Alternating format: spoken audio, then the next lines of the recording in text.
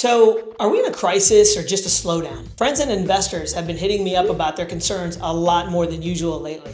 And this is what I'm telling them. Start with the S&P 500 being down 17% from its late February peak through the first week of April. But a good chunk of that is focused on tech giants who dominate the index. That's why the S&P 500 Equal Weight Index is a smarter view of the situation. It's down a more modest 14% over the same time. I'm also looking at credit spreads. That's the difference in yield between corporate bonds and treasuries. They tend to spike during crises, but not now. Neither of those suggest a crisis, but there are signs of a slowdown. Treasury yields are down, GDP estimates are down, and the possibility of a recession is real.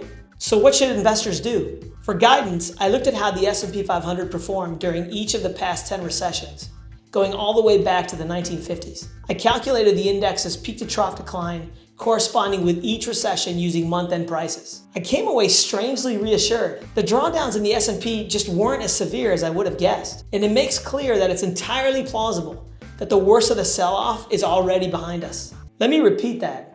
Based on the history, going back to the 1950s, the worst of the sell-off could be behind us. And that's a good reason not to join in the selling at this point. I have a few more reasons if you read my column that's linked in our bio. But what do you think? Is it time to sell or hold? Let me know in the comments.